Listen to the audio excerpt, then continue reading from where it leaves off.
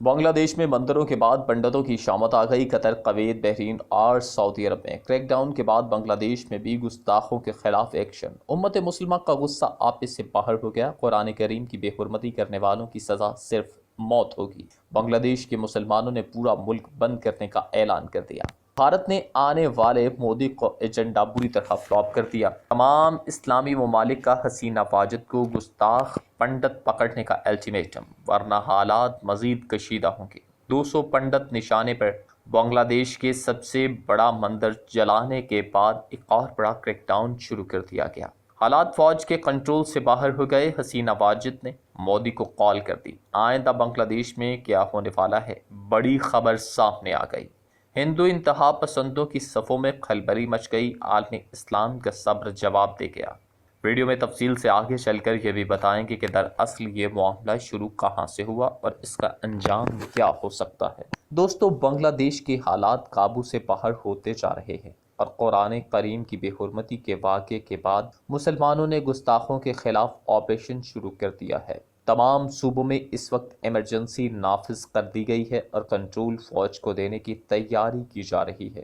دوستو، یہ واقعہ کیا تھا، اس کی شروعات کہاں سے ہوئی اور اس کے پیچھے کس کا ہاتھ ہو سکتا ہے، اس بارے میں تفصیل سے آگاہ کرنے سے قبل آپ کو یہ بتاتے چلیں کہ بھارت سے اٹھنے والی اسلام دشمنی کی لہر نے ہمسایہ ممالک کو بھی اپنی لپیٹ میں لینا شروع کر دیا ہے، جس کے بعد مسلمانوں کے خلاف اقدامات اور گستاخیاں عروج پر جا پہنچی ہیں۔ دوستو، گزشتہ روز کی بات کریں تو بنگلہ دیش میں ایک ایسی گستاخانہ حرکت کی گئی جس نے مسلمانوں کو مجبور کر دیا کہ وہ بھی جوابی کارروائی کرتے ہوئے ذمہ داروں کے خلاف بھرپور ایکشن لیں۔ دوستو، بنگلہ دیش کے ایک مندر میں جیسے ہی ہندوؤں نے قرآن کریم کی بے حرمتی کی تو وہاں کے مسلمانوں کو تصاویر ملتے ہی انہوں نے فوری طور پر درگاہ پوجا پنڈالوں پر حملہ کر دیا اور جیسا تصاویر میں تھا ویسا ہی ثابت ہوا۔ حالات خراب ہوتے گئے اور دونوں فریقین کے مابین تنازع بھی شدت اختیار کرتا گیا، جس کے بعد مسلمانوں نے ایک اور بھرپور وار کرتے ہوئے سب سے بڑے مندر کو آگ لگا دی۔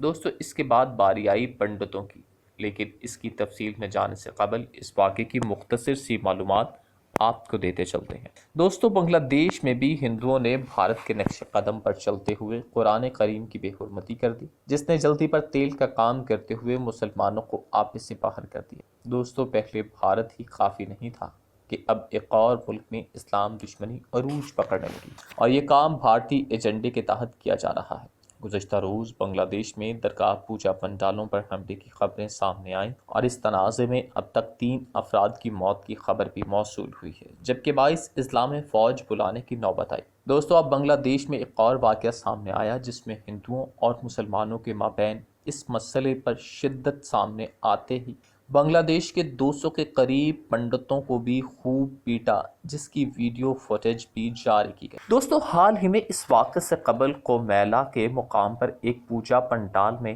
توڑ پھوڑ کی اطلاع ملی ہے اور سوشل میڈیا میں تصاویر بھی وائرل ہوئیں۔ اس قسم کا دوسرا واقعہ چٹاگانگ کے پیکیویا میں پیش آیا، جہاں عوامی بھیڑ نے ایک درگاہ پوجا پنڈال پر حملہ کر کے بڑے پیمانے پر توڑ پھوڑ۔ مقامی لوگوں نے سوشل میڈیا پر تصویریں پوسٹ کی ہیں جو کہ مسلمانوں کو دلائے جانے والے اشتعال کا منہ بولتا ثبوت ہے۔ دوستو، بھارت میں بھی حالیہ وارداتوں میں آسام اور اتراکھنڈ کے مسلمانوں کی مسجدوں پر حملے کیے گئے، لیکن بنگلہ دیش میں جو واقعہ پیش آیا اس کی جتنی بھی مذمت کی جائے کم ہے اور تمام اسلامی ممالک میں بھی اس حوالے سے غم و غصے کی لہر ہے۔ دوستو، قرآن کریم مسلمانوں کی سب سے مبارک اور عقیدت والی کتاب ہے، جس کی بے حرمتی جس دور میں بھی کی جائے اس کے خلاف کوئی بھی ایک لفظ نہیں سنتے مسلمان، لیکن بنگلہ دیش کے ہندوؤں نے جو ڈرامہ اور بے حرمتی کی اس کا انجام نہایت سنگین ہونے والا ہے اور عین ممکن ہے کہ بنگلہ دیش میں ہندوؤں کا رہنا محال ہو جائے۔ دوستو، ادھر ہٹ دھرمی کا مظاہرہ کرتے ہوئے ان واقعات کی مذمت بنگلہ دیش کے ہیومن رائٹس کارکنان کی جانب سے کیا جا رہا ہے اور حکومت سے مطالبہ کیا جا رہا ہے کہ اقلیتوں کی آزادی کے ساتھ ان کے مذہبی تہوار منانے دیا جائے۔ اس موقع پر ملک کے ہندوؤں کو پرامن ماحول فراہم کیا جائے تاکہ وہ تہوار مناتے ہوئے خود کو محفوظ و مامون محسوس کریں۔ اسد نور نے کہا کہ بنگلہ دیش کے ہندوؤں کا ایک طبقہ تہوار کے موقع پر بھی خود کو دکھی، دہشت زدہ اور خوف زدہ محسوس کر رہا ہے۔ بعض مقامات پر پوجا منانے والوں پر حملے ہوئے ہیں اور ایک مقام پر درگاہ کی مورتی کا ایک حصہ ہی توڑ دیا گیا ہے۔ انہوں نے مزید کہا کہ پوجا پنڈالوں میں سیکیورٹی کا زبردست انتظام کیا گیا ہے۔ آخر کیوں ایسے حالات پیدا کیوں کیے جا رہے ہیں کہ پنڈالوں میں پولیس کا بندوبست کرنا پڑ رہا ہے؟ انہوں نے کہا کہ اس بات پر بھی افسوس ہے کہ بعض علاقوں میں ہندوؤں کو پوجا پنڈال بنانے کے لیے جگہ تک نہیں دی گئی ہے۔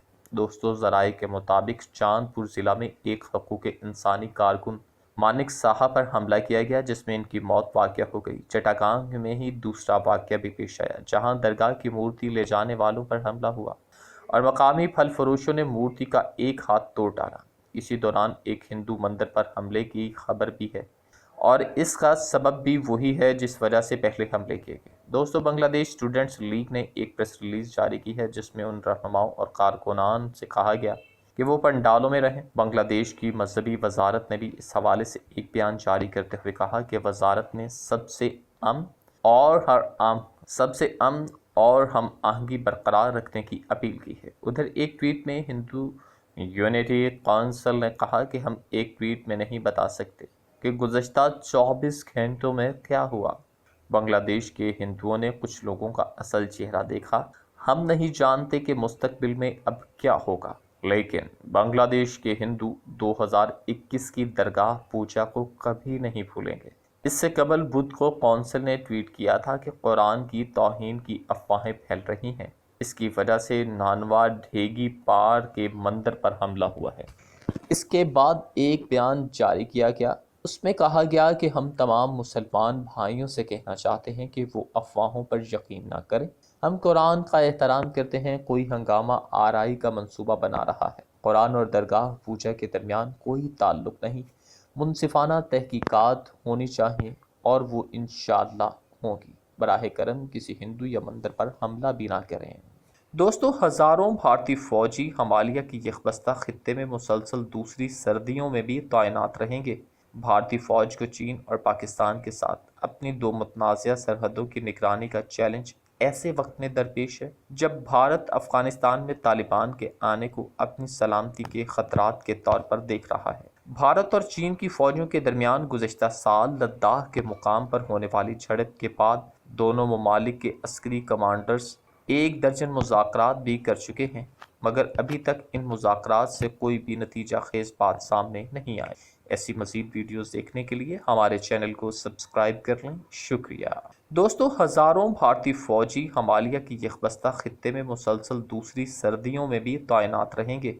بھارتی فوج کو چین اور پاکستان کے ساتھ اپنی دو متنازع سرحدوں کی نگرانی کا چیلنج ایسے وقت میں درپیش ہے جب بھارت افغانستان میں طالبان کے آنے کو اپنی سلامتی کے خطرات کے طور پر دیکھ رہا ہے۔ بھارت اور چین کی فوجوں کے درمیان گزشتہ سال لداخ کے مقام پر ہونے والی جھڑپ کے بعد دونوں ممالک کے عسکری کمانڈرز 1 درجن مذاکرات بھی کر چکے ہیں، مگر ابھی تک ان مذاکرات سے کوئی بھی نتیجہ خیز بات سامنے نہیں آئی۔ ایسی مزید ویڈیوز دیکھنے کے لیے ہمارے چینل کو سبسکرائب کر لیں۔ شکریہ۔